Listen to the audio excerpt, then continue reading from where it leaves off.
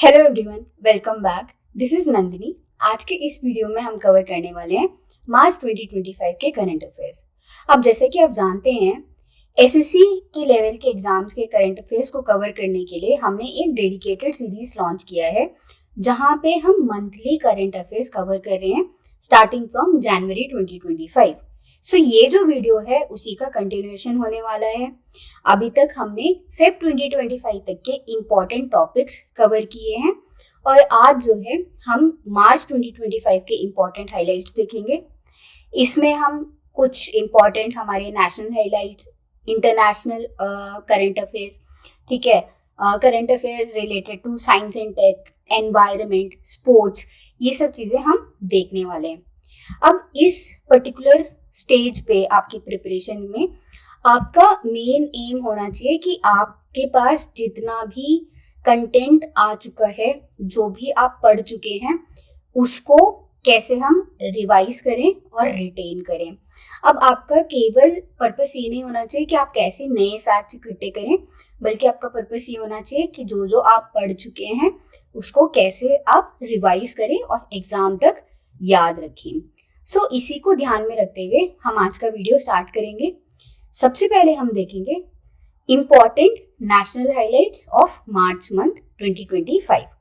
तो सबसे पहले हमारे पास आ जाता है the launch of Aadhaar good governance portal. ये जो पोर्टल है ये ministry of electronics and information technology की द्वारा लॉन्च किया गया है। इसको कब लॉन्च किया था? फेब 28 ऑफ 2025 को इसको लॉन्च किया है। और इसका पर्पस क्या है? इसका पर्पस ये है कि जो आधार ऑथेंटिकेशन अप्रूवल का जो प्रोसेस होता है उसको एकदम सिंपल बनाना और फास्ट बनाना। अब इससे क्या होगा, जो आधार लिंक्ड हमारे डिफरेंट सर्विसेज हैं वो जो है और ज़्यादा एफिशिएंटली यूज़ कर पाएंगे। ठीक है, अब जैसे कि आप जानते हैं आज की डेट पे आधार केवल एक आइडेंटिटी प्रूफ नहीं है, ये जो है हमारे डिजिटल गवर्नेंस का बिल्कुल बैकबोन बन गया है। क्यों? क्योंकि आपका अकाउंट्स जो है आधार से लिंक हो चुके हैं। ठीक है, जो गवर्नमेंट के द्वारा आपको सब्सिडी वगैरह मिल रही है वो डायरेक्टली अकाउंट में आ रहा है, तो वहाँ पे भी जो है आपके आधार को लेके ही उसको लिंक किया गया है। ठीक है, डिफरेंट वेरिफिकेशन सिस्टम में आप देखेंगे तो वहाँ पे भी आधार ही यूज हो रहा है। तो आधार जो है हमारे डिजिटल गवर्नेंस का एक इम्पॉर्टेंट बैकबोन बन गया है। तो इसको ही और ज़्यादा एक्सेसिबल और एफिशिएंट बनाने के लिए यहाँ पे ये आधार गुड गवर्नेंस पोर्टल को लॉन्च किया है। अगर आप यहाँ पे जो हमारे पास ये पोस्टर है यहाँ पे देखेंगे स्विक रूल्स लिखा है। ठीक है, नाउ इस पोर्टल का एक पार्ट है कि स्विक रूल्स जो है इसको यूटिलाइज किया जाएगा, किस लिए? To promote ease of living and enabling better access to the service. अब आपके दिमाग में आएगा ये स्विक क्या है? So it is an acronym. ठीक है, now S and W stands for social welfare. ठीक है, आई से क्या है? इनोवेशन, और के से क्या है? नॉलेज। ठीक है, सो ये जो तीन पिलर्स हैं ये हमारे आधार के गवर्नेंस फ्रेमवर्क को डिफाइन करते हैं। ठीक है, सो ये एक इम्पॉर्टेंट टर्म है जो आपको पता होना चाहिए। नाउ क्योंकि हम यहाँ पे रिवाइज कर रहे हैं, आपके लिए क्वेश्चन ये है कि जैसे कि हमने प्रीवियस वीडियो में ऑलरेडी कवर किया है, UIDAI के CEO कौन है, ये आपने कमेंट करके बताना है अगर आपको पता है। और अगर नहीं पता है कोई बात नहीं, जाके एक बार अपने नोट्स पढ़ लीजिए या गूगल करके देख लीजिए, फटाक से एक रिवीजन देख लीजिए। ठीक है, क्योंकि ये आपको पता होना चाहिए कि UIDAI के जो अभी प्रेजेंटली CEO है वो कौन है। ठीक है, अदर देन दैट जब भी आप आधार के बारे में पढ़ रहे हो तो जो आधार ऑथेंटिकेशन रूल्स हैं, ठीक है, उसके बारे में आपको पता होना चाहिए। और साथ ही में आधार एक्ट 2016 के बारे में आपको बिल्कुल इम्पॉर्टेंटली आपने कवर करना ही करना है। क्यों? क्योंकि जो अभी इंडियन पॉपुलेशन है पूरी तरीके से ऑलमोस्ट आधार के अंडर कवर करती है, जिससे कि Aadhaar one of the largest biometric identification system बन चुका है, ठीक है। तो इससे जो है डिफरेंट डिफरेंट सेक्टर्स जैसे कि हेल्थ केयर, ठीक है, e commerce, banking and credit related facilities, even education, वो भी जो है अब लिंक हो चुका है। अब इसके वजह से ये एक इम्पॉर्टेंट टॉपिक आपके लिए बन जाता है, ठीक है। नाउ नेक्स्ट हमारे पास आ जाता है महिला समृद्धि योजना। महिला समृद्धि योजना जब हम बात करते हैं तो जैसा कि आपको पता होगा, ये जो स्कीम है ये अभी रिसेंटली मार्च 2025 में दिल्ली गवर्नमेंट ने on the occasion of international women's day, अब इंटरनेशनल वीमेंस डे कब आता है, 8 मार्च, ठीक है, इस ओकेजन पे जो है इसको लॉन्च किया है। अब महिला समृद्धि योजना का जो मेन ऑब्जेक्टिव है यहाँ पे वो क्या है, डायरेक्ट फाइनेंशियल सपोर्ट प्रोवाइड करना, ठीक है, किसको, ऑब्वियसली महिला समृद्धि, तो टू द विमेन, ठीक है, डायरेक्ट फाइनेंशियल सपोर्ट प्रोवाइड करना टू विमेन, स्पेशली जो इकोनॉमिकली वीकर सेक्शन है, हम उन विमेन को यहाँ पे टारगेट कर रहे हैं। सो इस पर्टिकुलर स्कीम के अंडर जो है 2500 रुपीज जो है दिया जाएगा पर मंथ, डायरेक्टली ट्रांसफर किया जाएगा टू द अकाउंट्स ऑफ जो भी एलिजिबल विमेन है। अब जब भी हम डायरेक्ट बेनिफिट ट्रांसफर की बात करते हैं तो इससे क्या होता है, जो मिडिल मैन होते हैं वो रिमूव हो जाते हैं, इससे जो सिस्टम में लीकेजेस होते हैं, यानी कि जहां से करप्शन हो सकता है और वो पैसे डायरेक्टली टारगेट ऑडियंस के पास नहीं पहुंच सकते हैं, वो सब रिमूव हो जाता है डीबीटी के द्वारा, ठीक है। डायरेक्ट ट्रांसफर है, ट्रांसपेरेंसी और एफिशिएंसी इससे अश्योर होती है। अब जब हम एलिजिबिलिटी की बात करते हैं इस पर्टिकुलर स्कीम के अंडर, तो मेनली यहाँ पे जो है रेजिडेंट्स ऑफ दिल्ली को एम किया गया है जब इस पर्टिकुलर स्कीम को लॉन्च किया था दिल्ली में। साथ ही में 21 से 60 इयर्स के विमेन जो है उनको टारगेट किया जा रहा है with annual income below 2.5 lakhs, ठीक है। सो यहाँ पे क्राइटेरिया रिलेटेड डायरेक्ट आपके पास क्वेश्चन बन के आ सकता है। Other than that women empowerment के लिए कई सारी बेनिफिट्स और कई सारे और एडिशनल अनाउंसमेंट किए थे इस पर्टिकुलर स्कीम के साथ में, जैसे कि इंस्टॉलेशन ऑफ सीसीटीवी कैमरास, ठीक है, पिंक पीसीआर यूनिट्स, यानी कि ऑल पुलिस विमेन टीम को डिप्लॉय करना। These were some of the important initiatives इस पर्टिकुलर स्कीम के साथ में जो अनाउंस किए गए थे। तो यहाँ पे केवल जो गोल है वो सिर्फ फाइनेंशियल सपोर्ट देने का नहीं है, बल्कि सेफ्टी और सोशल एम्पावरमेंट का भी है ऑफ द विमेन, ठीक है। अब ये जो महिला समृद्धि योजना है ये सेंट्रल लेवल पे अगर देखा जाए तो it comes under which ministry, ministry of social justice and empowerment, ठीक है। और साथ ही में इसको कौन इम्प्लीमेंट कर रहा है, दिस इज इम्प्लीमेंटेड बाय कौन, NBC FDC, that is national backward classes finance and development corporation, ठीक है, for the women from backward classes. And along with this और कौन कर रहा है,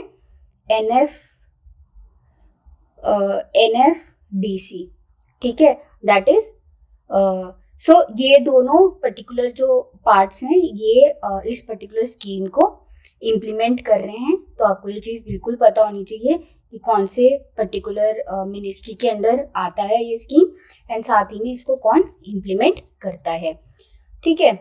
आगे बढ़ते हैं, हमारे पास अगला आता है launch of cities coalition for circularity C3, ठीक है। ये कब लॉन्च हुआ था ये पर्टिकुलर इनिशिएटिव, ये लॉन्च हुआ था मार्च 3, 2025।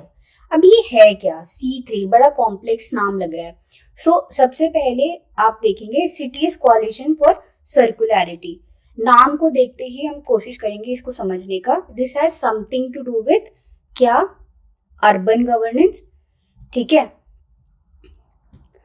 नाम देखते ही हम समझने की कोशिश करेंगे कि this has something to do with urban governance यानी कि जो सिटीज हैं उससे रिलेटेड गवर्नेंस को जो है ये टारगेट करता है।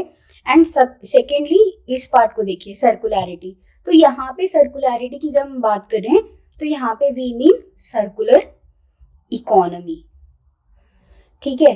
This has become a very important word, specially sustainability और एनवायरमेंट से रिलेटेड, ठीक है। अब इंडिया ने C3 लॉन्च किया कहाँ पे? जयपुर राजस्थान में, ठीक है। जयपुर राजस्थान में ये इनिशिएटिव को लॉन्च किया गया। अब इस पर्टिकुलर इनिशिएटिव का पार्ट क्या है, एम क्या है? The aim is to provide a platform to multiple stakeholders, ठीक है। जो हमारे डिफरेंट स्टेक होल्डर्स हैं फ्रॉम जैसे गवर्नमेंट, एकेडमिक रिसर्च, उन सबको एक प्लेटफॉर्म देने के लिए to discuss and implement sustainable solution for waste management and resource efficiency, ठीक है। और ये पर्टिकुलरली कौन से रीजन को टारगेट कर रहा है? एशिया पैसिफिक में जो अभी इकोनॉमीज है, डेवलपिंग इकोनॉमीज है, उसको टारगेट करके इस पर्टिकुलर इनिशिएटिव को लॉन्च किया गया है, ठीक है। सो जैसे कि मैं ऑलरेडी बता चुकी हूँ कि इसको कहाँ पे लॉन्च किया था? जयपुर में इसको लॉन्च किया गया है। अनदर थिंग इज कि इस पर्टिकुलर इनिशिएटिव का ही एक पार्ट है, दैट इज जयपुर डिक्लेरेशन, ठीक है। अब इस जयपुर डिक्लेरेशन में हमने किसके बारे में बात की है? It talks about different waste streams, ठीक है, जो कहाँ से वेस्ट जनरेशन होता है और सोर्स ऑफ वेस्ट, और उस and circular economy goals for each of them, और उसको हम कैसे जो है सर्कुलर इकोनॉमी में इंटीग्रेट करके एक रिसाइकल, रीयूज का जो ये 3R का जो प्रिंसिपल होता है उसको यूटिलाइज कर सकते हैं, ठीक है। सो ये एक जो इनिशिएटिव है उसका मेन एम है कि जो डिफरेंट स्टेक होल्डर्स है उनके साथ में लाइक कोलैबोरेशन को प्रमोट करना, ठीक है। अब यहाँ पे साथ ही में आपको एक चीज जो आपको पता होनी चाहिए, जो ये पर्टिकुलर इनिशिएटिव का लॉन्च है, this took place during 12th regional 3R circular economy forum, ठीक है। तो ये जब ये 12th regional 3R circular economy का फोरम का जो इनिशिएटिव हो रहा था, इवेंट हो रहा था, उसका पार्ट ही था ये पर्टिकुलर C3 इनिशिएटिव, ठीक है। अब जब हम इस अलायंस की बात करते हैं तो हमने देखना है कि ये जो है 2009 में लॉन्च किया गया था, और सिमिलरली इसका भी जो एम है that is to promote resource efficiency, sustainable waste management and circular economy principles, ठीक है। सो ये सब जो है आपको पता होना चाहिए कि this is related to urban sustainability, urban governance, and साथ ही में एक और की टर्म जो आपको पता होनी चाहिए that is the circular economy. Now जब हम ये रिवाइज कर रहे हैं तो हम एक बार हमारे जो SDG गोल्स हैं, है ना, वो भी देखते जाएंगे, that is sustainable development goals. तो अभी करेंटली हमारे पास कितने गोल्स हैं? 17 गोल्स हैं, ठीक है। अनदर थिंग इज कि जो हम फोरम की बात कर रहे हैं उसका एक मेजर डेवलपमेंट रहा है हनोई 3R डिक्लेरेशन, ठीक है। सो ये आपको याद रखना है कि हनोई 3R डिक्लेरेशन किससे रिलेटेड था, जयपुर डिक्लेरेशन किससे रिलेटेड था, ठीक है। नाउ जैसा कि मैं बोल रही थी कि हमने पढ़ते पढ़ते अपना रिवीजन भी देखते जाना है। So we have 17 sustainable goals, यहाँ पे लिस्ट दे रखा है। दिस शुड बी, आपको ये याद होना चाहिए, ये आपको पता होना चाहिए कि कौन से गोल का क्या टारगेट है। For example goal 4 is related to quality education, so ये आपके दिमाग में होना चाहिए, ये मल्टीपल एग्जाम्स में डायरेक्टली पूछा जाता है, okay. Now we have next is launch of Sashakt Panchayat नेत्री अभियान, ठीक है।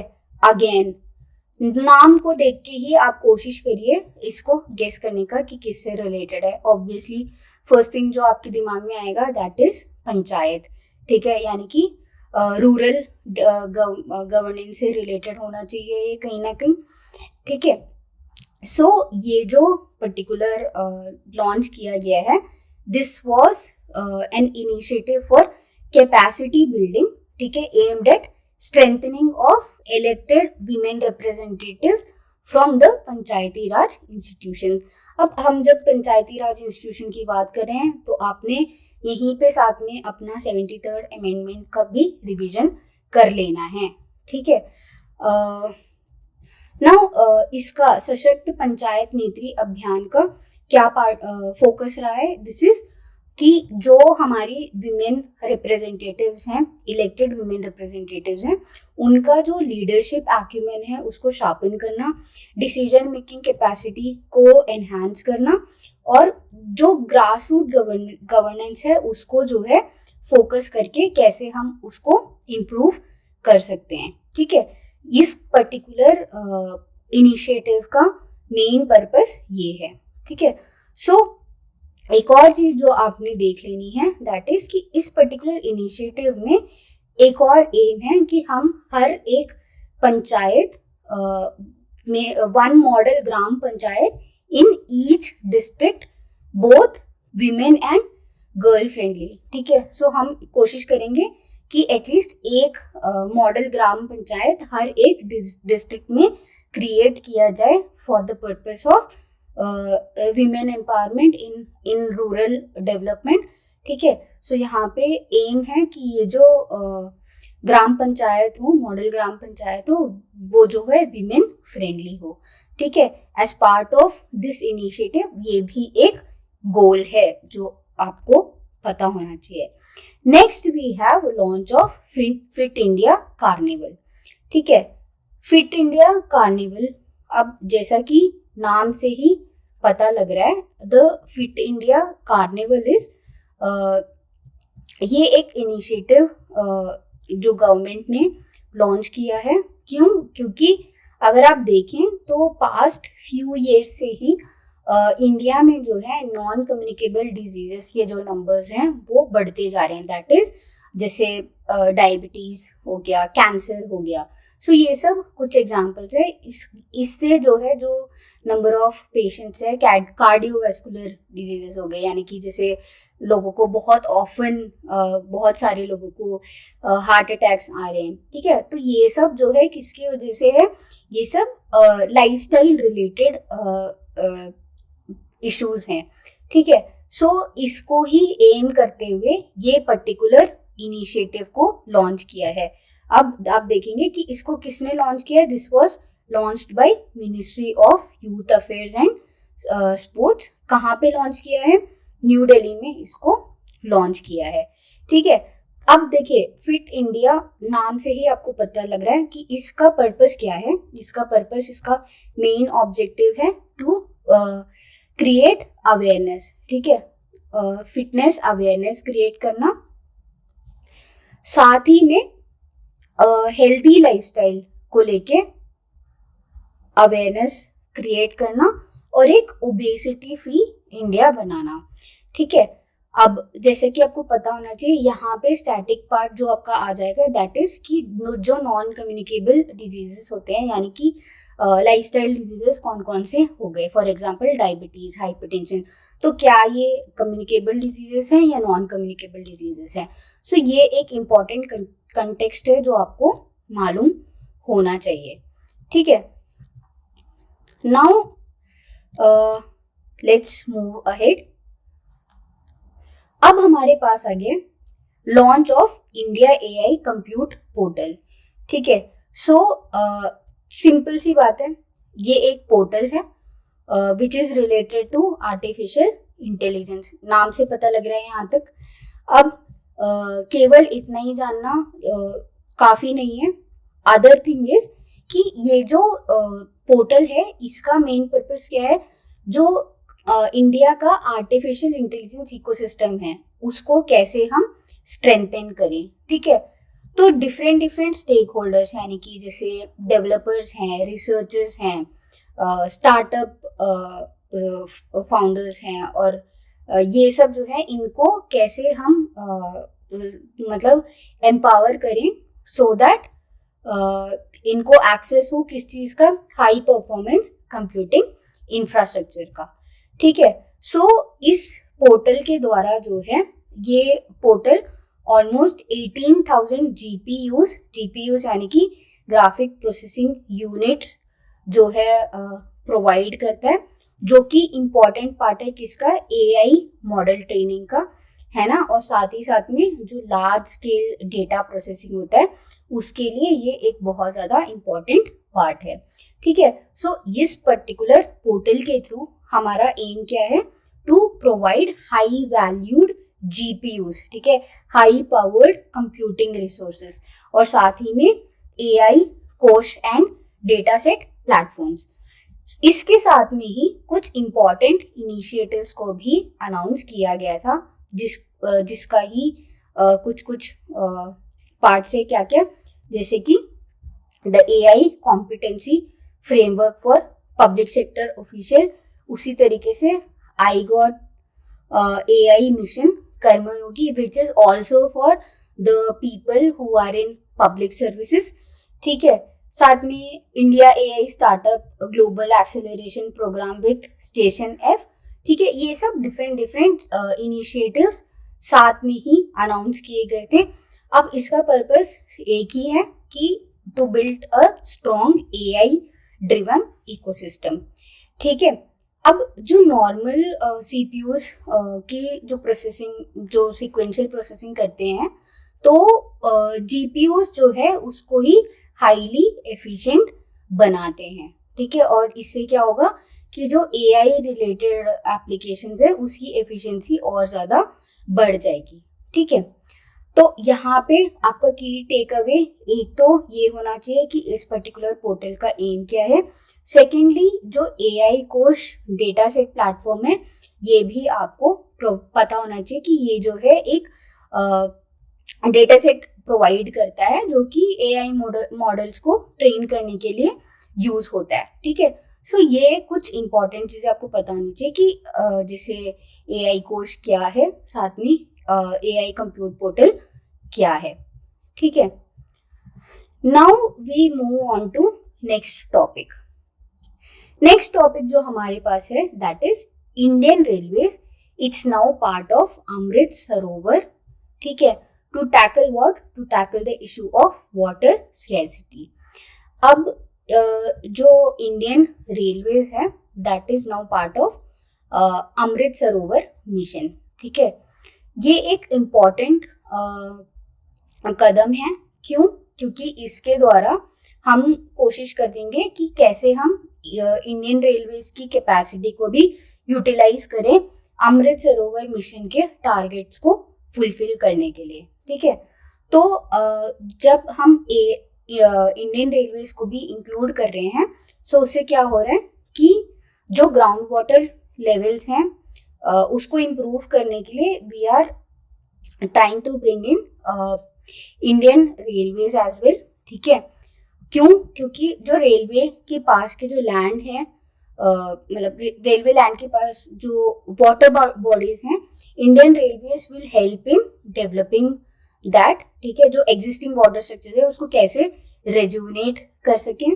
ठीक है, तो इससे ही क्या होगा, इससे ग्राउंड वाटर लेवल्स जो है इम्प्रूव होंगे और साथ ही में क्लाइमेट रेजिलियंस जो है इम्प्रूव होगी। ठीक है, अब जब हम यहाँ पे बात करें कि अमृत सरोवर, तो आपको ये पता होना चाहिए कि ये अमृत सरोवर एग्जैक्टली क्या है।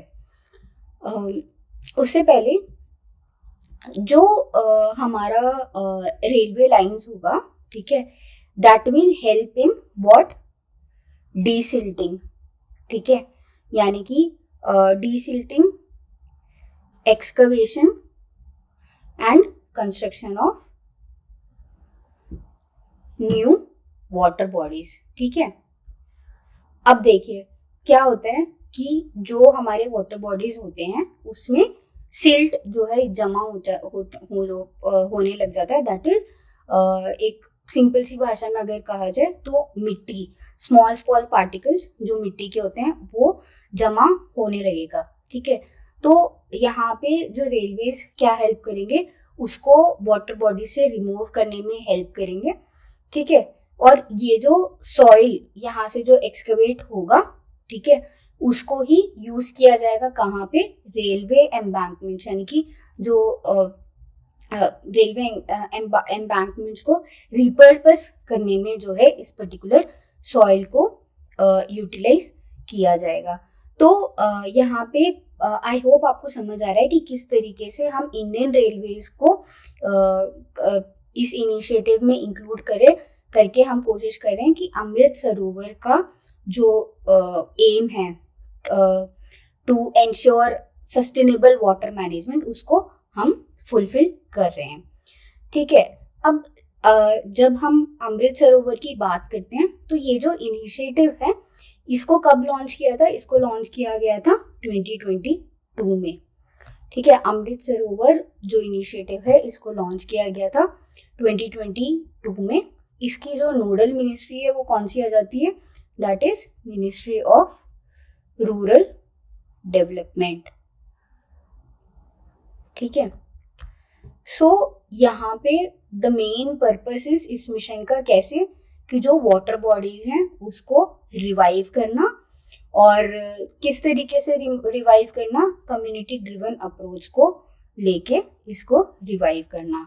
तो आई थिंक अब आपको क्लियर हो गया होगा कि किस तरीके से इंडियन रेलवेज यहाँ पे हमारी हेल्प कर सकता है इस अमृत सरोवर मिशन में। Now next we have exercise desert Hunt.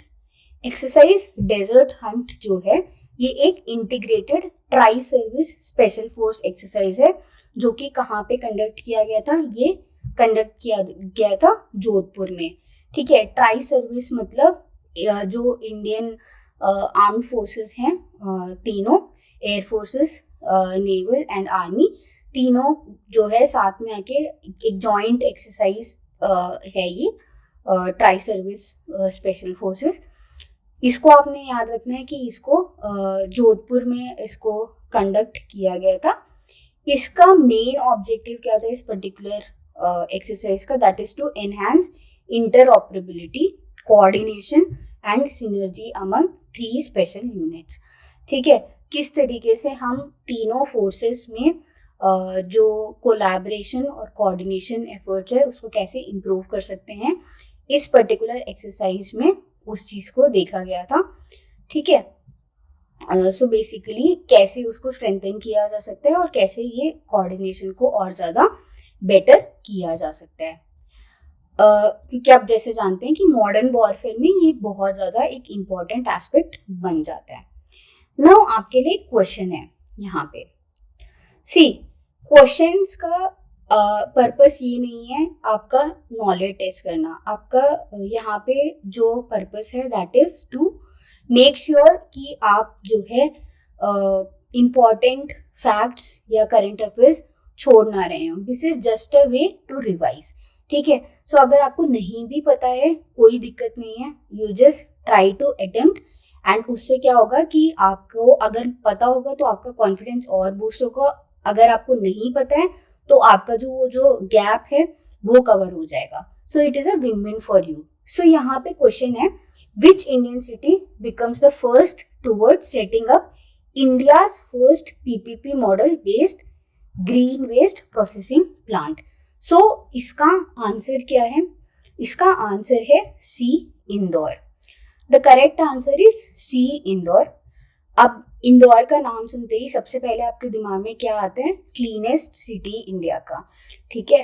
That is स्वच्छ सर्वेक्षण जो सर्वे है उसके अनुसार जो है इंदौर पिछले कुछ सालों से ये पर्टिकुलर टाइटल लेता आ रहा है। It is one of the cleanest cities in India, ठीक है।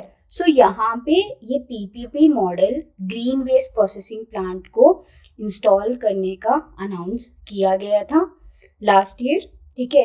ये जो मॉडल है जो प्रोसेसिंग प्लांट है, this will be set up under what, स्वच्छ भारत मिशन, ठीक है, स्वच्छ भारत मिशन। अब आपको पता ही है कि स्वच्छ भारत मिशन क्या है, आपको यहाँ पे ये भी पता होगा कि स्वच्छ भारत कि दो कंपोनेंट्स है, रूरल एंड अर्बन। सो ये जो प्लांट है ये स्वच्छ भारत अर्बन का पार्ट होने वाला है, ठीक है।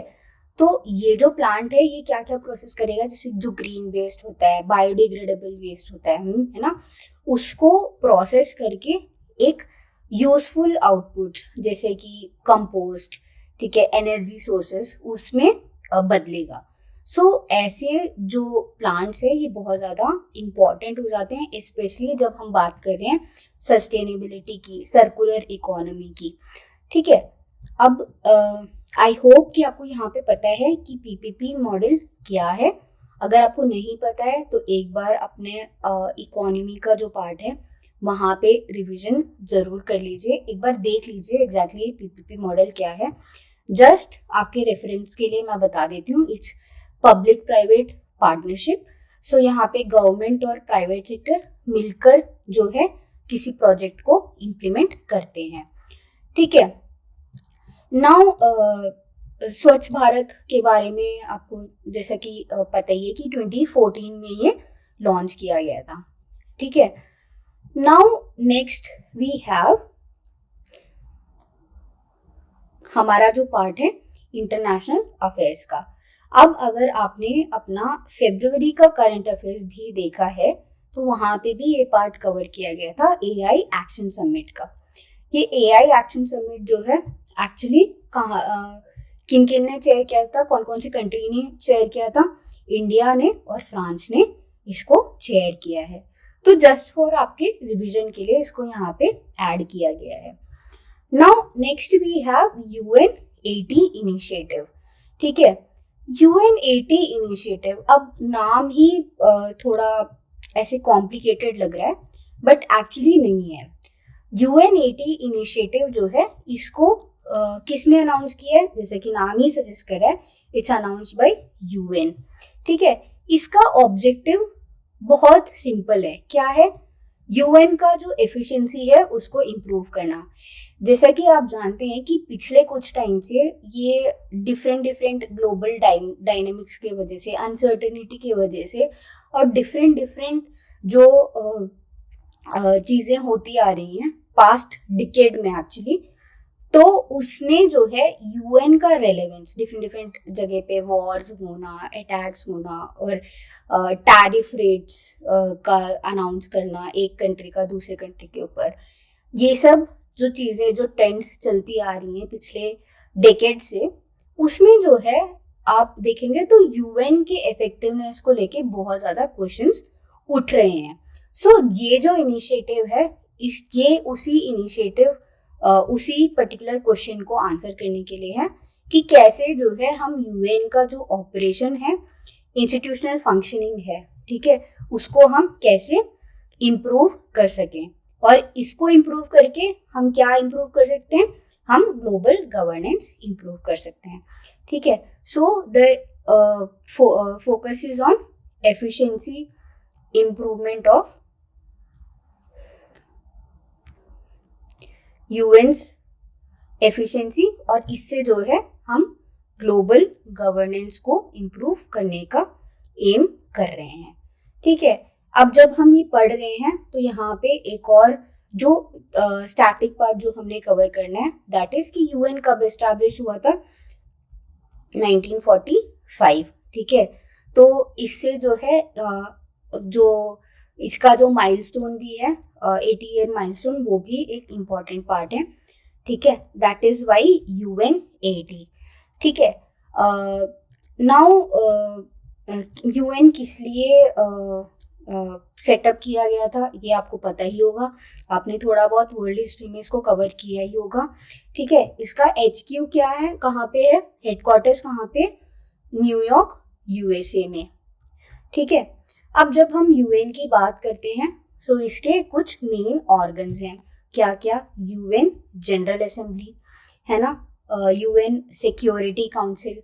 सिक्योरिटी काउंसिल को बात करते टाइम हमको क्या याद रखना है, वीटो कौन कौन सी कंट्रीज के पास है, कौन सी कंट्रीज जो है अभी भी फाइट कर रही हैं इस पर्टिकुलर वीटो पावर के लिए, ठीक है। Then we have International Court of Justice and secretariat, ठीक है। सो ये जो है मेन ऑर्गन्स हैं यूएन के, एंड मेनली जो है इसको पीस एंड सिक्योरिटी मेंटेन करने के लिए ही एस्टैब्लिश किया गया था, ठीक है।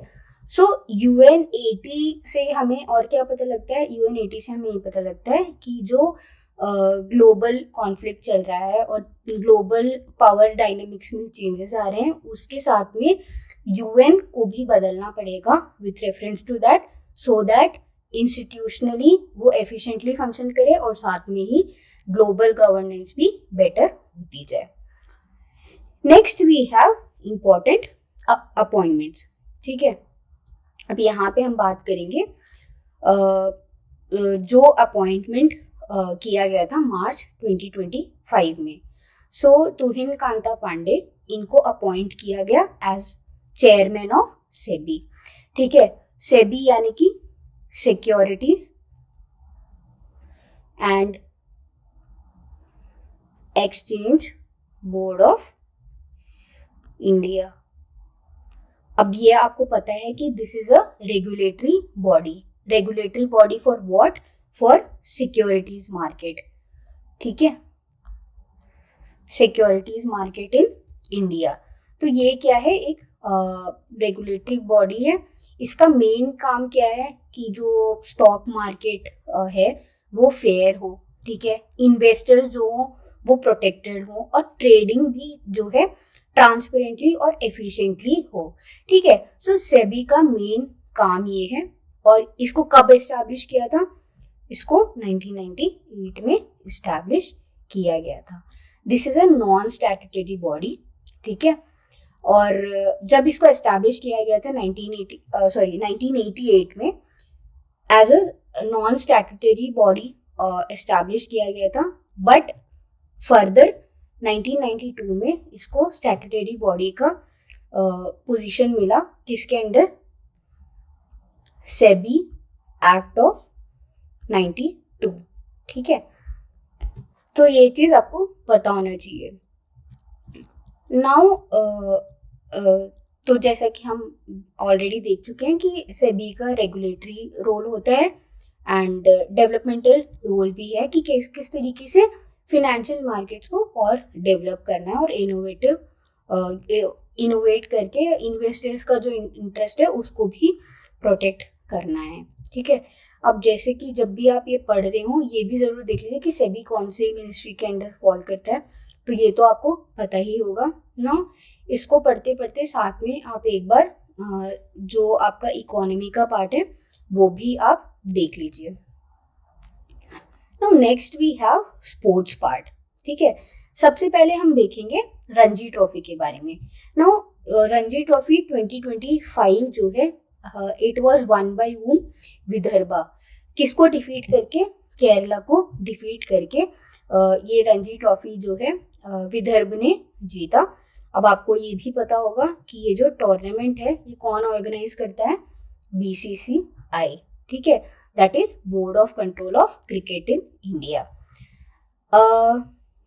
Next we have World Para Athletics Grand Prix 2025, ठीक है। सो यहाँ पे इंडिया के लिए एक माइलस्टोन अचीवमेंट था, क्यों, क्योंकि इंडिया ने यहाँ पे जो मेडल टैली था उसको इट टॉप डिड, ठीक है, India was among the top performer, ठीक है। साथ ही में एक और चीज जो आपने देखनी है कि it will now be held as an annual event, कब तक, 2028 तक, ठीक है। और ये जो है this was the first ever international para event to be hosted by India. इसको मार्च में ही लास्ट ईयर होस्ट किया गया था। अब इससे जो है यहाँ पे जब हम पैरा एथलेटिक्स की बात करते हैं तो मेनली हम क्या बात कर रहे हैं कि किस तरीके से हम स्पोर्ट्स को और ज़्यादा इंक्लूसिव बनाएं, है ना, for specially abled people, and किस तरीके से हम इक्वल अपॉर्चुनिटी और फेयर पार्टिसिपेशन उनके लिए क्रिएट करें, किस कहाँ पे, स्पोर्ट्स में, ठीक है। तो by hosting this kind of particular events India जो है एक काइंड ऑफ इकोसिस्टम बिल्ड कर रहा है जो कि किसको सपोर्ट करता है, पैरा स्पोर्ट्स को सपोर्ट करते हैं, और जो एथलीट्स इसमें आगे जाना चाहते हैं उनको भी इंडिया जो है सपोर्ट करता है। Next we have Khelo India winter games 2025। अब जब हम खेलो इंडिया विंटर गेम्स की बात करते हैं तो ये जो है कहाँ पे, जम्मू कश्मीर में इसको कंडक्ट किया गया था, ठीक है, 2025 में। इस पर्टिकुलर इवेंट का जो मेन टॉप पोजीशन में कौन आया था, Indian army was among it. ये जो पर्टिकुलर खेलो इंडिया के फॉर्मेट्स का जो इनिशिएटिव है, सो मेनली अगर आप देखें तो खेलो इंडिया यूथ गेम्स हैं और साथ ही में खेलो इंडिया विंटर गेम्स है। यहाँ पे जो विंटर गेम्स की हम बात कर रहे हैं तो ये जो विंटर गेम्स है ये पर्टिकुलरली फोकस करता है स्नो बेस्ड स्पोर्ट्स को और आइस बेस्ड स्पोर्ट्स को। जैसे जो स्नो बेस्ड स्पोर्ट्स की हम बात करते हैं तो इसमें स्की माउंटेनियरिंग आ गया, ठीक है, स्कीइंग आ गया, दैट इज।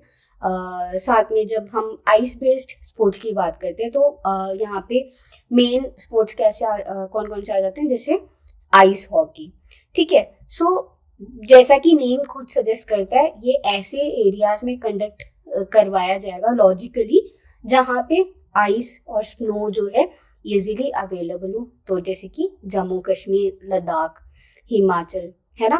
तो ऐसे पर्टिकुलर स्टेट्स में ही इसको कंडक्ट करवाया जाता है due to the presence of snow and heavy winters, ठीक है। नाउ इसको किसने कंडक्ट करवाया था, Ministry of Youth Affairs and Sports ने, ठीक है। सो इसका जो है यहाँ पे कौन कौन से स्टेट्स यहाँ पे किसने कैसे परफॉर्म किया, the list has been given, ठीक है। Now we go on to Khelo India Para Games, ठीक है। इसका वेन्यू क्या था, न्यू दिल्ली, और मार्च में ही इसको कंडक्ट किया गया था लास्ट ईयर।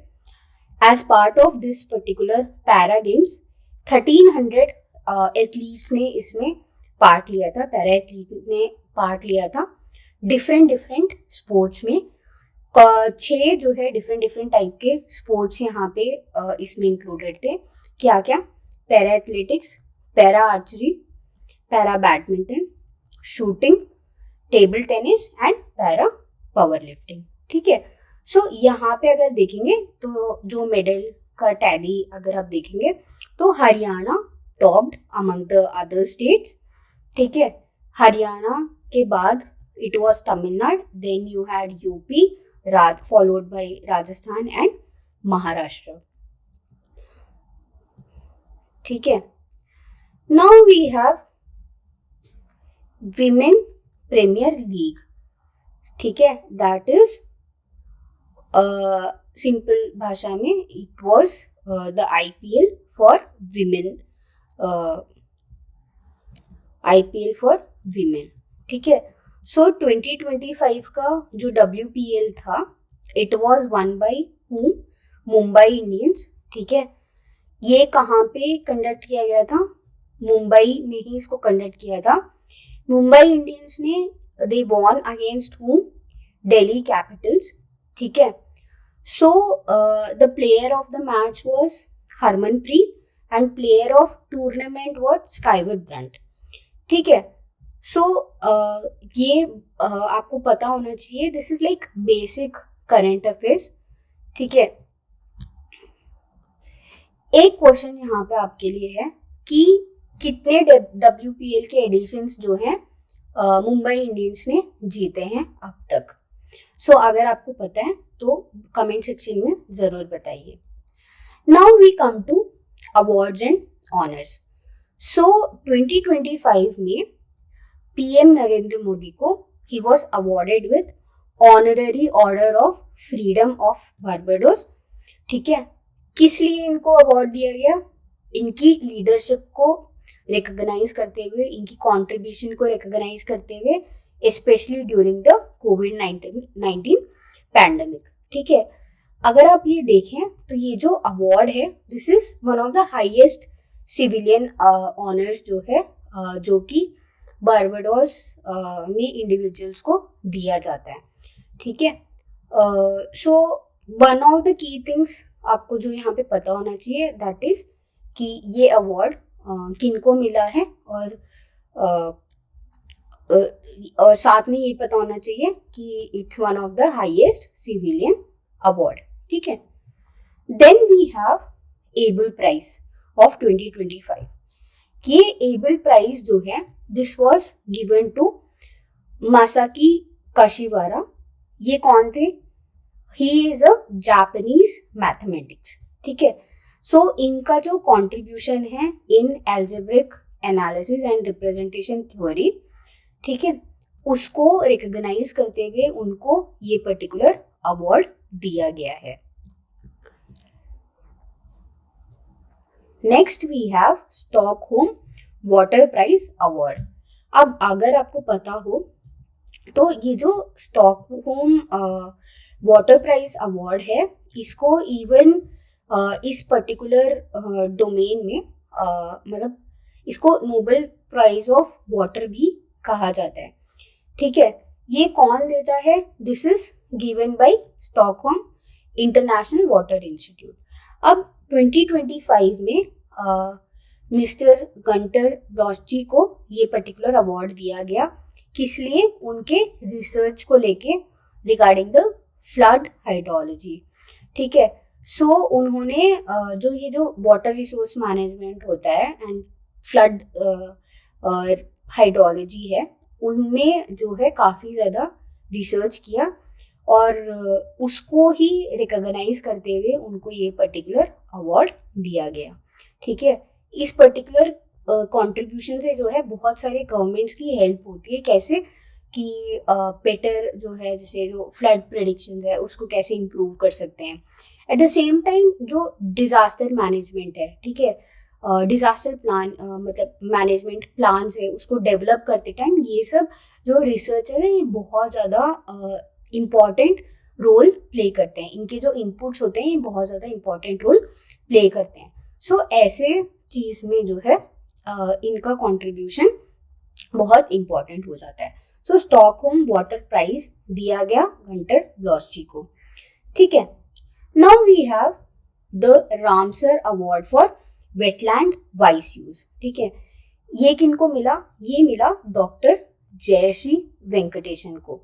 ठीक है, डॉक्टर जयश्री वेंकटेशन को ये मिला। नाउ यहाँ पे एक इम्पॉर्टेंट पार्ट जो आपने एक इम्पॉर्टेंट पॉइंट जो समझना है, that she is the first Indian to be honoured for this. ठीक है, एंड ये जो पर्टिकुलर कॉन्ट्रीब्यूशन, ये जो पर्टिकुलर अवार्ड है ये किस लिए दिया गया? इनके कंट्रीब्यूशन को रिकॉग्नाइज करने के लिए दिया गया है टूवर्ड्स क्या चीज? Wetland conservation. ठीक है, साथ में कैसे जो है सस्टेनेबली यूज किया जा सकता है, सस्टेनेबल यूज ऑफ वेटलैंड्स। ठीक है, सो ये सब इनका जो कंट्रीब्यूशन है इस पर्टिकुलर डोमेन में उसको रिकॉग्नाइज करते हुए इनको Ramsar award for wetland wise use मिला है and she is the first Indian to receive this award.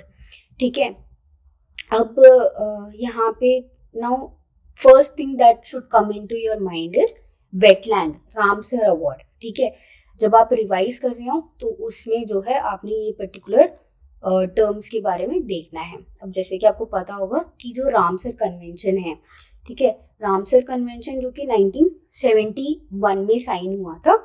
ठीक है, ये किस लिए साइन हुआ था? कि कैसे हम वेटलैंड्स को प्रिजर्व कर सकते हैं, कैसे हम उनको कंजर्व कर सकते हैं। ठीक है, अब जब हम वेटलैंड्स की बात करें तो क्या क्या आएगा इसमें? इसमें हमारे पास लेक्स आ जाएगा, रिवर्स आ जाएगा, कोस्टल एरियाज आ जाएंगे। ठीक है, अब आपको एक और चीज़ पता होगी कि wetlands are very very important. किस लिए? क्योंकि बायोडाइवर्सिटी कंजर्वेशन के लिए ये बहुत ज़्यादा इम्पोर्टेंट हो जाते हैं। साथ ही में जब हम ग्राउंड वाटर रिचार्ज की बात करते हैं एंड कार्बन स्टोरेज की बात करते हैं या फिर फ्लड कंट्रोल की बात करते हैं, तो इन सब चीज़ों में जो है वेटलैंड्स का बहुत ज़्यादा इम्पोर्टेंट रोल हो जाता है। सो बहुत से गवर्नमेंट अभी जो है globally and locally both collaborative manner में भी सेवरल इनिशिएटिव्स वो ले रहे हैं, किस लिए? वेटलैंड्स को प्रिजर्व करने के लिए, ठीक है। Now we have next is, हम यहाँ पे कवर करेंगे important highlights in the topic of science and tech, ठीक है। तो सबसे पहले हमारे पास आ जाता है India Aditya L1 mission captured first ever solar flare kernel. Look at this image, ठीक है। सो जब हम आदित्य L1 मिशन की बात कर रहे हैं तो सबसे पहले आपके दिमाग में क्या आएगा? सन, सोलर, ठीक है। This has to do something with this. So ISRO का, इंडिया का, this is the first solar mission, ठीक है, जो कि क्या स्टडी करता है? सन का आउटर एटमॉस्फेयर जो है ये स्टडी करता है। आउटर एटमॉस्फेयर यानी कि इसको हम कोरोना भी कहते हैं, ठीक है। अब इसके नेम में आप देखेंगे L1, ठीक है। L1 यानी कि इसको जो है लाग्रांज पॉइंट भी कहा जाता है, ठीक है। सो आदित्य L1 मिशन के अंडर जो है जो सन का आउटर एटमॉस्फेयर है वो रिसर्च करने का देखेंगे। So the main objective is to study that main the sun's outer atmosphere. साथ में जो सन से सोलर फ्लेयर्स आता है, सोलर विंड्स आता है, ठीक है, उसको भी रिसर्च करने का। अगर आप देखेंगे तो ये जो सोलर फ्लेयर्स और सोलर विंड्स है ये बहुत ज़्यादा इम्पैक्ट क्रिएट करता है in the functioning of satellites, ठीक है। सो उसके वजह से ये जो है एक इम्पॉर्टेंट चीज़ हो जाती है and it becomes important for India as well. Next we have the Blue Ghost spacecraft, ठीक है। सो ये जो ब्लू गोस्ट स्पेसक्राफ्ट है जो कि किसने डेवलप किया है? फायरफ्लाई एरोस्पेस, ठीक है, इन्होंने इसको डेवलप किया है। It has successfully landed on moon, ठीक है। ये जो है नासा का commercial lunar payload services programme का एक पार्ट है, ठीक है। नासा का कमर्शियल ल्यूनर पेलोड सर्विसेज का एक पार्ट है and it is the third private moon mission which has achieved landing, ठीक है। इन सब चीजों से आपको क्या पता लगता है कि अभी जो है बहुत ज्यादा फोकस किया जा रहा है towards the study of moon के बारे में और ज्यादा हम जानना चाहते हैं, ठीक है। इवन अगर आप इंडिया में देखें तो वी हैव हैड चंद्रयान 1, 2, 3 और recently that is last year Chandrayaan 5 को भी अप्रूवल मिला है। तो there is constant initiatives towards studying moon, ठीक है। ल्यूनर स्पेस को जो है एक्सप्लोर करने के लिए कॉन्टिन्यूस स्टेप्स जो है लिए जा रहे हैं बाय मल्टीपल गवर्नमेंट्स। अब यहाँ पे हम बात करेंगे चंद्रयान 5 मिशन की। तो जैसा कि मैंने आपको बताया कि सेंटर ने चंद्रयान 5 मिशन को जो है अप्रूव किया। नाउ अंडर दिस एक 250 kg का जो है rover it will be taken to the moon's surface in order to study about the moon's surface, ठीक है। जब आप ऐसा चंद्रयान 5 की बात कर रहे हैं तो एक चीज आपको ये पता होनी चाहिए कि ये जो मिशन है that is a collaboration, it's a joint operation between ISRO and JAXA, that is Japan's aerospace exploration agency, ठीक है। अब जब हम चंद्रयान 5 तक की बात करें तो इसके साथ में हमने प्रीवियस जो हमारा चंद्रयान प्रोग्राम है उसके बारे में भी हमने पढ़ना है, ठीक है। सो जब हमारा चंद्रयान 1 जो है 2008 में लॉन्च किया गया था, ठीक है। It's India's first lunar mission और इसी टाइम पे जो है जो वाटर मॉलिक्यूल्स हैं उसको जो है डिस्कवर किया गया on moon. Then we came to Chandrayaan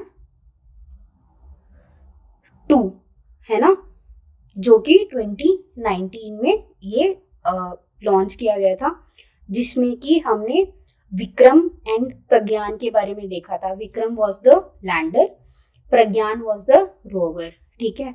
वो पार्शियली सक्सेसफुल रहा था ये मिशन, तो आपको बिल्कुल ये पता होना चाहिए। देन वी हैव चंद्रयान 3, जब जो है soft landing near moon south pole जो है उसको सक्सेसफुली इंडिया ने अटेम्प्ट किया था, ठीक है। And India become the 4th country to achieve soft landing, ठीक है। सो चंद्रयान 3 से जो है आपको क्या याद रखना है, soft landing on south pole of the moon, है ना। सो ये आपको पता होना चाहिए। So these are the important developments in related to ISRO's lunar missions. Now we have Punch mission. Okay, Punch mission, it is of NASA. ये again मार्च 2025 में इसको लॉन्च किया गया। यहाँ पे इसका एम है to study sun's outer atmosphere and solar winds, ठीक है। और ये जो पर्टिकुलर मिशन है ये जो है एक्सपेक्टेड है ऑलमोस्ट 2 years का टाइमलाइन को लेके। अब यहाँ पे पंच मिशन का अब जब हम बात करें तो आपको ये पता होना चाहिए कि this is just a acronym, ठीक है। एक्रोनिम शॉर्ट फॉर्म है, तो फुल फॉर्म क्या है, that is polarimeter to unify the corona and heliosphere, ठीक है। सो ये नासा का मिशन है। अब यहाँ पे की टर्म्स जो आपको पता होनी चाहिए, दैट इज हीलियोस्फीयर क्या है, सोलर विंड्स क्या है, ठीक है। So basically solar winds are charged particles, है ना, जो सन से कंटिन्यूअसली स्पेस में रिलीज होते रहते हैं, ठीक है। सो एक ये इम्पॉर्टेंट आपको कॉन्सेप्ट वाइज पता होना चाहिए। Now next we have Astra missile, ठीक है। India launched it conducted test launch of Astra beyond visual range air to air missile from Tejas LCA MK1 fighter aircraft, ठीक है। So this is one of the important developments related to our Indian defense technology, ठीक है। अब ये जो Astra missile है, it was Astra missile या Astra missile, it was designed by whom, DRDO, ठीक है। ये इससे क्या होगा, दिस हेल्प्स यानी कि this enables the Tejas fighter jets to engage airborne targets at distances exceeding 100 kilometre, यानी कि जो उसका स्ट्रेंथ है टुवर्ड्स टारगेटिंग द जो भी टारगेट है, ठीक है, वो जो है ज़्यादा डिस्टेंस पे भी वो टारगेट कर सकते हैं और लॉन्च कर सकते हैं, ठीक है, और उसके साथ एंगेज किया जा सकता है। So this is important because ये जो है इंडिजीनियसली डेवलप्ड एक टेक्नोलॉजी है। सो इस वजह से ये एक इम्पॉर्टेंट पार्ट बन जाता है। Now next we move on to major reports and indices, ठीक है। तो सबसे पहले हम देखेंगे वर्ल्ड हैप्पीनेस रिपोर्ट ऑफ 2025। ये कौन रिलीज करता है, this is released by wellbeing research centre of Oxford university plus Gallup and UN sustainable development solutions network, ठीक है। ये 3 जो है कोलैबोरेट करके इस पर्टिकुलर रिपोर्ट को एनुअली रिलीज करते हैं। अब इस रिपोर्ट में जो है 147 कंट्रीज के को जो है रैंक किया जाता है और कुछ पर्टिकुलर पैरामीटर्स को कंसिडर किया जाता है। तो बेसिकली यहाँ पे 6 पैरामीटर्स को कंसिडर किया जाता है। कौन कौन सा, GDP per capita, social support, generosity, health life expectancy, freedom to make life choices, perception of corruption, ठीक है। तो यहाँ पे क्या पता लगता है कि केवल जो है हम फिनेंशियल एस्पेक्ट्स की बात नहीं कर रहे हैं। जब हम वर्ल्ड हैप्पीनेस की बात करें तो we are taking under consideration other factors as well, जैसे कि सोशल सपोर्ट और हेल्थ लाइफ एक्सपेक्टेंसी। अब इस पर्टिकुलर रिपोर्ट के अनुसार आप देखिए, रैंक 1 में है Finland, second is Denmark, third is Iceland, 118th rank जो है वो है इंडिया का, and then we have 147th rank, that is Afghanistan. तो Afghanistan is the lowest performer, and usual जो नॉर्डिक कंट्रीज हैं, है ना, जैसे कि Finland, Denmark, Iceland, these are the top performing countries. ठीक है। अच्छा, जब हम इसकी बात करें तो एक और कॉन्सेप्ट जो हमने यहाँ पे पढ़ना है, या एक और टॉपिक जो हमने यहाँ पे पढ़ लेना है, that is Bhutan's gross national happiness,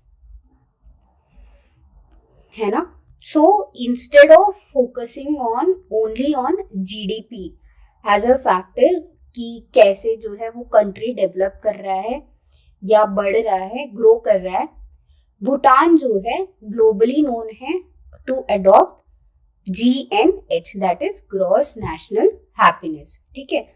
तो ये पर्टिकुलर जो ग्रॉस नेशनल हैप्पीनेस है, उसके पीछे क्या आइडिया है कि हम जो है एक मल्टी डायमेंशनल अप्रोच लेंगे ग्रोथ को लेके, और हम केवल इकोनॉमिक ग्रोथ ही कंसिडर नहीं करेंगे। ठीक है। जस्ट लाइक द रिपोर्ट, यहाँ पे भी 4 पिलर्स पे जो है फोकस किया जाता है, that is first is definitely good governance. ठीक है, first is good governance, then we have sustainable and equitable socio economic development, है ना। Then we have preservation and promotion of culture, और लास्ट में हम क्या देखते हैं, वी हैव एनवायरमेंटल कंजर्वेशन, है ना। सो ये क्या है, this becomes important specially considering the present climate change aspect. Next report हमारे पास आ जाता है ग्लास सीलिंग इंडेक्स। ठीक है। सो ये जो रिपोर्ट है, it is released by the economist. ठीक है। यहाँ पे जो है OECD के जो मेंबर्स कंट्री हैं, है ना, तो उनको जो है रैंक किया जाता है बेस्ड ऑन कि उनका जो वर्क कल्चर है, ठीक है, वो कितना ज़्यादा इक्वल है एंड कितना ज़्यादा सस्टेनेबल है फॉर वीमेन। ठीक है, कितना ज़्यादा वीमेन को जो है इक्वल अपॉर्चुनिटीज मिल रही हैं वर्क एस्पेक्ट में एंड सो ऑन। ठीक है। अब अगर आप देखेंगे तो ये पर्टिकुलर रैंकिंग भी 10 इंडिकेटर्स के ऊपर बेस करके आती है, जैसे labour force participation, salaries to paid parental leave and political representation. ठीक है। सो इस पर्टिकुलर इंडेक्स के हिसाब से top 10 best countries for working women are France, Spain, Australia, Sweden and Portugal. ठीक है। सो अगर आप देखेंगे तो मोस्टली जो नॉर्डिक कंट्रीज हैं वहीं पे जो है ये बहुत ज़्यादा अच्छा परफॉर्म कर रहे हैं, एंड मोस्टली ये किस रीज़न की वजह से, क्योंकि उनका जो है लेबर फोर्स पार्टिसिपेशन वीमेन का वो ज़्यादा है। ठीक है। जेंडर पे गैप्स कम हैं, साथ ही में जो है पॉलिटिकल रिप्रेजेंटेशन ज़्यादा है। ठीक है। अब इसी के साथ में एक चीज़ हम और यहाँ पे डिस्कस करेंगे, दैट इज कि जो विमेन लेड स्टार्टअप्स है उसमें भी एक पर्टिकुलर ट्रेंड देखा गया है। सो हर एक रिपोर्ट रिलीज हुआ है बाय अ कंपनी कॉल्ड ट्रैक्सिन। ठीक है। सो विच इज ये जो पर्टिकुलर कंपनी है दैट इज ट्रैक्सिन। ठीक है। ये एक मार्केट इंटेलिजेंस प्लेटफॉर्म है। इस पर्टिकुलर रिपोर्ट के अनुसार, ठीक है, केवल 2024 तक केवल $1 बिलियन की फंडिंग सिक्योर की है वीमेन लेड स्टार्टअप्स ने, ठीक है। तो इसमें भी जो है एक चीज डिस्पैरिटी शो होती है कि जो विमेन एंटरप्रेन्योर्स है वो भी चैलेंज फेस करते हैं, specially related to access to funding and the startup ecosystem and so on, ठीक है। तो work place related challenges women के लिए रहते हैं। Next we have SIPRI report. यहाँ पे जो है ये जो रिपोर्ट है ये पर्टिकुलरली फोकस करते हैं किसके ऊपर, ये पर्टिकुलरली फोकस करता है ग्लोबल मिलिट्री एक्सपेंडिचर के ऊपर, है ना, कि किस कंट्री ने कितना कौन से साल में कितना ज़्यादा डिफेंस में जो है इन्वेस्ट किया है, आर्म्स ट्रांसफर पे किस कंट्री ने कितना आर्म्स बेचा है कौन सी कंट्री को, ठीक है। और इससे क्या पता लगता है कि डिफेंस के जो ट्रेंड्स हैं वो हमें पता लगते हैं।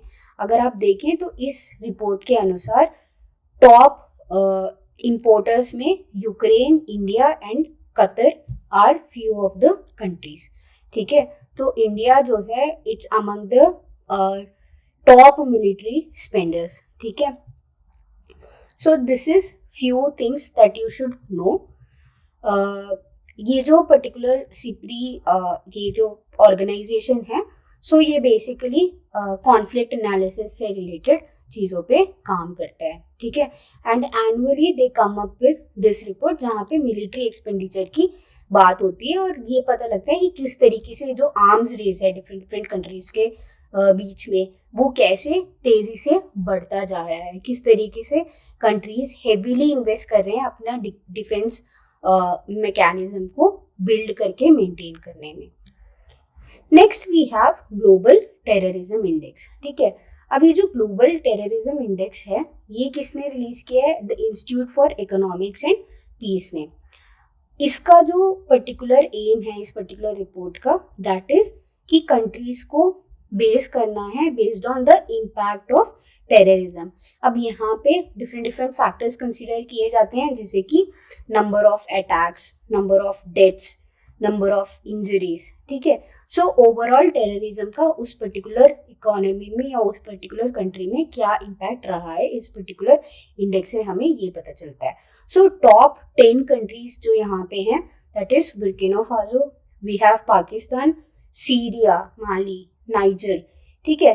देन ऑल्सो टॉप 10 कंट्रीज में we have Afghanistan, Israel, Somalia, Nigeria and Cameroon as well, ठीक है। और आपको पता ही होगा कि अभी जो ऑनगोइंग कॉन्फ्लिक्ट भी है ईरान, इजराइल, यूएस वगैरह का, सो उसकी वजह से भी किस तरीके से बहुत ज़्यादा इकोनॉमिक इंस्टेबिलिटी बढ़ती जा रही है। सो ऐसे एक इकोसिस्टम में, ऐसे एक एनवायरनमेंट में ये सब जो इंडेक्सेस हैं ये हमें बेटर इंसाइट्स देते हैं कि क्या एक्चुअली चल रहा है दुनिया में, ठीक है।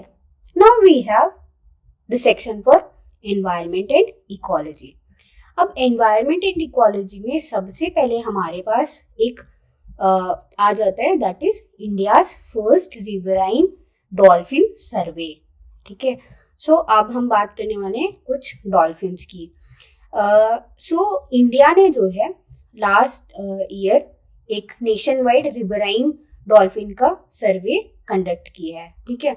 इससे हमने क्या एस्टिमेट किया, हमने एस्टिमेट किया फ्रेश वाटर डॉल्फिन्स, ठीक है, मेजर रिवर सिस्टम्स में। अब इस पर्टिकुलर सर्वे के हिसाब से इंडिया में टोटल 6,327 डॉल्फिन्स हैं और उसमें अगर आप देखें तो टॉप लीडिंग स्टेट कौन सा है, दैट इज उत्तर प्रदेश, ठीक है। डॉल्फिन्स को जो है इंडिकेटर स्पीशीज माना जाता है, सो इकोलॉजिकली इनकी एक इम्पोर्टेंस है, ठीक है। सो ये आपको पता होना चाहिए। अब जब हम रिवर इकोसिस्टम की बात करें तो मेनली अब क्या क्या कवर होता है, जैसे ब्रह्मपुत्र सिस्टम रिवर सिस्टम है या गंगा रिवर सिस्टम है और इंडस रिवर सिस्टम है, ये सब जो है इम्पोर्टेंट सिस्टम्स जो है हम रिवर सिस्टम्स की बात करते हैं, ठीक है। साथ में आपने एक और चीज़ देखनी है कि dolphin is also the national aquatic animal of India. ठीक है, सो ये आपको पता होना चाहिए.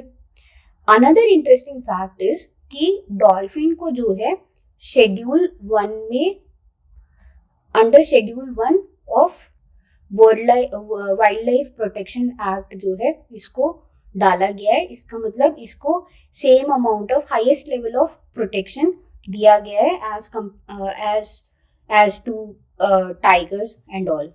ठीक है, अब सिमिलरली एक और फैक्ट जो आपको मालूम होना चाहिए रिगार्डिंग डॉल्फिन इज कि इनको जो है एंडेंजर्ड स्पीशीज की तरह के कैटेगरी में देखा जाता है as per the IUCN red list. ठीक है, सो जैसा कि हम देख चुके हैं कि ऑलरेडी जो अगर किसी भी रिवर सिस्टम में डॉल्फिन है, डॉल्फिन प्रेजेंट है, तो वहाँ का एक उसको जो है इंडिकेटर स्पीशीज के तौर पे देखा जाता है. इसका मतलब क्या है कि वहाँ का जो पानी है या इकोसिस्टम है दैट इज मोर हेल्दी और क्लीनर. ठीक है, another thing is it also maintains ecological balance. ठीक है, सो ये सब कुछ इंपॉर्टेंट फैक्ट्स है रिगार्डिंग डॉल्फिन जो आपको पता होने चाहिए. नाउ आपने कमेंट सेक्शन में बताना है कि how many types of dolphins are found in India. ठीक है, next we have Madhav national park. ठीक है, so it is the 58th reserve tiger reserve of India. ठीक है, this is the 58th tiger reserve of India.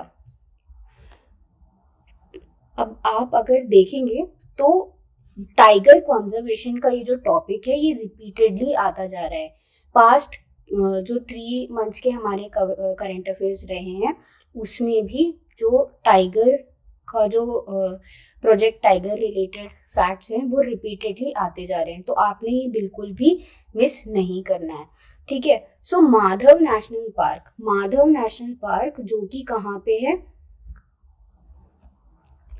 MP में है. This is the 58th tiger reserve. जब आप टाइगर रिजर्व के बारे में पढ़ रहे हो आपने और क्या क्या चीजें पढ़नी है, आपने देख लेना है कि इम्पोर्टेंट लैंडमार्क्स क्या क्या हैं टाइगर कंजर्वेशन जर्नी में इंडिया के. ठीक है, प्रेजेंट ट्रेंड देख लेना है कि टाइगर की पॉपुलेशन इंक्रीज होती आई है या घटती आई है. For your information it has increased over the year. और इसमें एक इम्पॉर्टेंट रोल किसका है, प्रोजेक्ट टाइगर का है.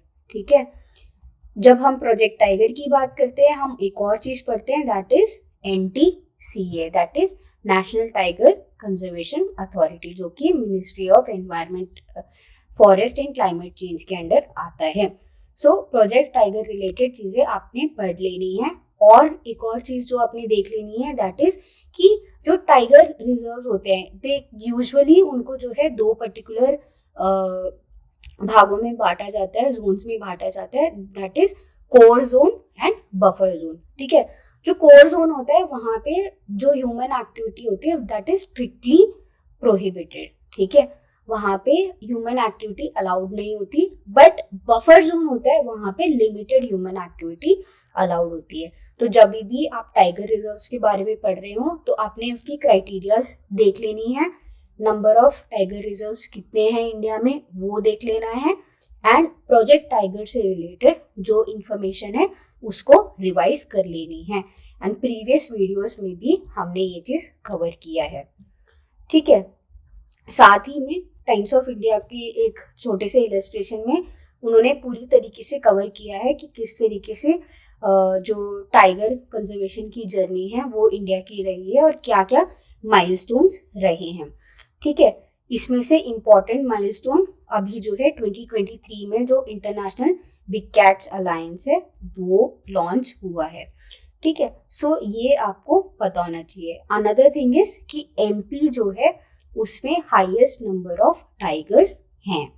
ठीक है, तो स्टेट वाइज भी देखें तो नंबर ऑफ टाइगर रिजर्व्स भी that is maximum in Madhya Pradesh. सो ये लिस्ट भी आपको पता होनी चाहिए. सिमिलरली यहाँ पे उन्होंने ट्रेंड का भी दे रखा है कि हाउ इट इज इंक्रीजिंग।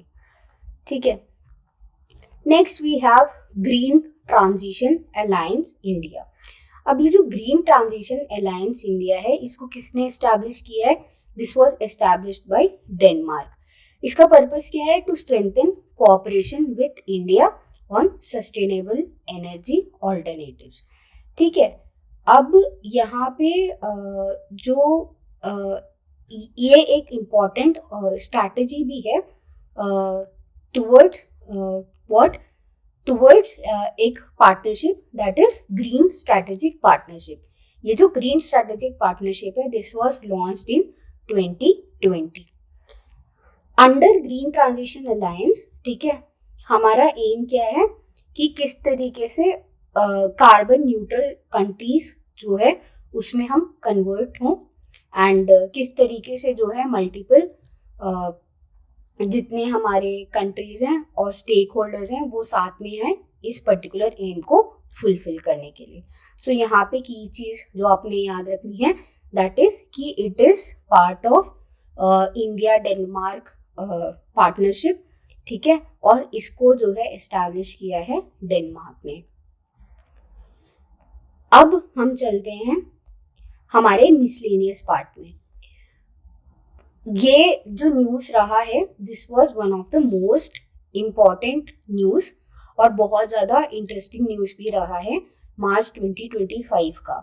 ठीक है, दो नासा के astronauts, that is Sunita Williams and Butch Wilmore, they returned after 286 days of unplanned stay in the space. ठीक है, अब स्पेस यानी कि दैट इज हम यहाँ पे बात कर रहे हैं द ISS। ठीक है, that is the international space station. ठीक है, सो 286 days के बाद जो है ये जो एस्ट्रोनॉट्स हैं नासा के, ये अर्थ पे वापस आए। ठीक है, और ये किस वजह से हुआ? क्योंकि कुछ टेक्निकल इशू की वजह से जो मिशन था दैट वाज डिलेड। ठीक है, और क्योंकि ये एक अनप्लान्ड स्टे था, this also led to many questions कि जैसे माइक्रो ग्रेविटी का जो है ह्यूमन हेल्थ पे क्या इम्पैक्ट हो सकता है, और कैसे जो है अगर टेक्नोलॉजी पूरी तरीके से अगर ठीक से स्टडी ना की जाए या कुछ भी फॉल्ट आ जाए तो इस तरीके के चैलेंज भी अराइज हो सकते हैं। ठीक है, सो ह्यूमन स्पेस फ्लाइट में किस तरीके के चैलेंजेस आ सकते हैं, this is one of the glimpse of it. अब जब हम इंटरनेशनल स्पेस स्टेशन की बात करते हैं तो आपको ये पता होना चाहिए कि this is a space lab, है ना। बेसिकली स्पेस में एक लैब है जो कि अर्थ के चारों ओर ऑर्बिट कर रहा है। And another thing is this is collaborative approach, है ना।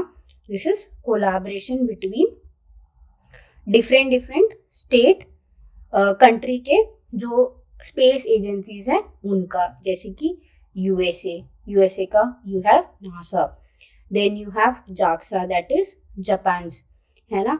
देन यू हैव रॉसकॉस्मोस, है ना, दैट इज रशिया का। Then you have European Space Agency. ठीक है, सो ये सब जो है इनका जो है एक कोलैबोरेटिव अप्रोच है। ठीक है, so these are the countries जो कि इसका पार्ट है। अब यहाँ पे जो है साइंटिफिक एक्सपेरिमेंट्स और स्पेस रिलेटेड रिसर्च कंडक्ट किए जाते हैं। ठीक है, सो ये आपको इम्पॉर्टेंट करंट अफेयर है जो आपको पता होना चाहिए। Now next we move on to the setting up of world peace centre. So India का फर्स्ट वर्ल्ड पीस सेंटर को जो है एस्टैब्लिश किया गया कहाँ पे? गुरुग्राम में। Gurugram that was previously known as Gurgaon. ठीक है, हरियाणा के गुरुग्राम में इसको एस्टैब्लिश किया गया। अब ये जो है किसने एस्टैब्लिश किया? दिस वाज एस्टैब्लिश्ड बाय अहिंसा विश्व भारती। इसका जो एम है वो क्या है? To promote non violence, spiritual awareness, human values and universal brotherhood. ठीक है, सो आपको यहाँ पे की थिंग क्या पता होना चाहिए कि जो ये वर्ल्ड पीस सेंटर है ये कहाँ पे एस्टैब्लिश किया होना चाहिए। ठीक है, अनदर थिंग इज कि ये जो इनिशिएटिव है इसका main aim is also to promote Vasudhaiva Kutumbakam, that is world is one family, जो कि G20 प्रेसिडेंसी के दौरान इंडिया का एक की मोटो भी था। ठीक है, सो ये एक इम्पॉर्टेंट चीज आपको मालूम होनी चाहिए। अब आपके लिए एक क्वेश्चन है, that is which film was awarded best picture category award eight IIFA 2025। ठीक है, सो इसका आंसर है लापता लेडीज। ये जो लापता लेडीज है, this is directed by Kiran Rao. ठीक है, सो इस पर्टिकुलर मूवी को बेस्ट पिक्चर के कैटेगरी में अवार्ड मिला। और आपको ये भी पता होना चाहिए कि मोस्ट अवार्ड्स जो है, मोस्ट ऑफ द अवार्ड्स इस मूवी को मिले हैं, जैसे कि best director, best actress, best supporting actor. ठीक है, ये सब चीजें अभी जो है इस मूवी से रिलेटेड हैं, आपने शायद देखा ही होगा। नाउ जब हम आईफा की बात कर रहे हैं, तो ये लास्ट ईयर कहाँ पे कंडक्ट किया गया था? ये इसका जो इवेंट था, दिस वॉज होस्टेड इन जयपुर। उससे प्रीवियसली 2 साल जो है, this was hosted in Abu Dhabi. ठीक है, सो दिस बिकम्स इम्पॉर्टेंट। ठीक है, सो ये जो इंटरनेशनल फिल्म अवार्ड का है, ये international Indian film academy awards. ठीक है, सो इससे रिलेटेड आपको ये चीज़ पता होना चाहिए कि कौन से मूवी को मिला है। एंड साथ ही में जब आप ये पढ़ रहे हो तो एक बार ये भी देख लीजिए कि साथ में और कौन कौन से टाइटल इस पर्टिकुलर मूवी को मिले हैं। ठीक है, now with this we have tried to cover most of March का करंट अफेयर्स, मार्च 2025 का करंट अफेयर्स। ठीक है, अब एक बहुत इम्पॉर्टेंट चीज है जो मेरे को आपको कहनी है, दैट इज कि आपने चिंता नहीं करना है। ठीक है, कि क्या छूट गया है। ठीक है, करंट अफेयर्स में कभी भी ये पॉसिबल नहीं होगा कि आप 100% एक चीज कवर करें, बट क्योंकि प्रैक्टिकली पॉसिबल नहीं है, तो आपने बिल्कुल भी इस बारे में टेंशन नहीं लेनी है। हम यहाँ ट्राई कर रहे हैं कि मैक्सिमम रेलेवेंट करंट अफेयर्स और एग्जाम फोकस टॉपिक्स आपको प्रोवाइड किया जाए थ्रू दिस वीडियो लेक्चर्स। ठीक है, अब आपने ये नहीं सोचना है कि ये रह गया या वो रह गया। हमारी कोशिश ये रहेगी कि किसी ना किसी फॉर्मेट में थ्रू दिस लेक्चर्स आपका most of the current affairs covered हो। सो जितना आप पढ़ रहे हैं, आपका कोशिश ये होना चाहिए कि आप कैसे उसको रिवाइज करें, रिटेन करें, और कैसे जो है आप उसको अपने नोट्स में इंक्लूड करके अपनी एक्यूरेसी बिल्ड करें वाइल स्टडिंग। ठीक है, वाइल अटेम्प्टिंग द क्वेश्चंस, क्योंकि एसएससी में जो है क्वेश्चंस लिमिटेड है, specially with respect to current affairs. But यहीं पे जो है जो मार्क्स का डिफरेंस है यहीं पे आता है। ठीक है, सो इंस्टेड ऑफ फोकसिंग कि क्या रह गया है या क्या नहीं रहा है, आपका कोशिश ये होना चाहिए कि जितना पार्ट आप कवर कर रहे हैं वो ढंग से कवर हो। ठीक है, और उसका आप कंटिन्यूअस कंसिस्टेंटली रिवीजन करते रहें, और इससे क्या होगा कि आपका जो स्कोरिंग का एक्यूरेसी है एंड ऑल्सो द प्रोबेबिलिटी, आपका नंबर ऑफ क्वेश्चंस ठीक से राइटली अटेम्प्ट करने का, वो भी इम्प्रूव होगा। सो आई होप कि ये वीडियो आपके लिए हेल्पफुल रहा है, and will meet in next session जहाँ पे हम कवर करेंगे अप्रैल के करंट अफेयर्स, और वहाँ पे भी हम इसी तरीके से अपना फोकस बनाए रखेंगे और एग्जाम ओरिएंटेड वे में प्रिपरेशन को कंटिन्यू करेंगे। Thank you.